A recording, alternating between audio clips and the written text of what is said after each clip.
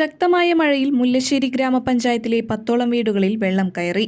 മുല്ലശ്ശേരി ഹനുമാൻകാവ് ക്ഷേത്ര പരിസരത്തും തണ്ണീർക്കായലിന്റെ പരിസരത്തുള്ള വീടുകളിലുമാണ് വെള്ളം കയറി പുറത്തിറങ്ങാൻ പറ്റാത്ത അവസ്ഥയിലായിട്ടുള്ളത്. ഇടിയഞ്ചിറ റെഗുലേറ്ററിന്റെ നിർമ്മാണ പ്രവർത്തനങ്ങൾ നടക്കുന്നതിനാൽ ഈ ഭാഗത്തു നിന്നുള്ള വെള്ളം കനാലിലേക്ക് ഒഴുക്കിക്കളയാൻ പറ്റാത്തതാണ് വീടുകളിൽ വെള്ളം കയറാൻ കാരണം. വിശ്വനാഥ മന്ദിരം കാർത്യായനി, ഒളനാടൻ പ്രഭാവതി, കുറ്റിപ്പുറത്ത് മധു, കുറ്റിപ്പുറത്ത് പ്രസാദ്, സീമ തച്ചപ്പുള്ളി, ശശി കുട്ടാട്ട്, രാധ ഇക്കാരത്ത് എന്നിവരുടെ അടങ്ങുന്ന 10 പേരുടെ വീടുകളിലാണ് വെള്ളക്കെട്ട് രൂക്ഷമായിട്ടുള്ളത്. തണ്ണീർക്കായൽ പുതുക്കാവ് ക്ഷേത്രം റോഡ് ഭാഗികമായി വെള്ളത്തിനടിയിലായി. പാടത്ത് മാസങ്ങളായി വെള്ളം കെട്ടി നിൽക്കുന്നതിനാൽ ഇവിടെ രൂക്ഷമായ ദുർഗന്ധമാണ്. ഇത് പ്രദേശവാസികൾക്ക് ആരോഗ്യ പ്രശ്നങ്ങൾക്കും കാരണമാകും. മഴ തുടർന്ന് അടിയന്തര സാഹചര്യമുണ്ടായാൽ ക്യാമ്പ് തുടങ്ങി അതിലേക്ക് ജനങ്ങളെ മാറ്റുമെന്ന് പഞ്ചായത്ത് പ്രസിഡന്റ് ദിൽന ദിനേശ് പറഞ്ഞു.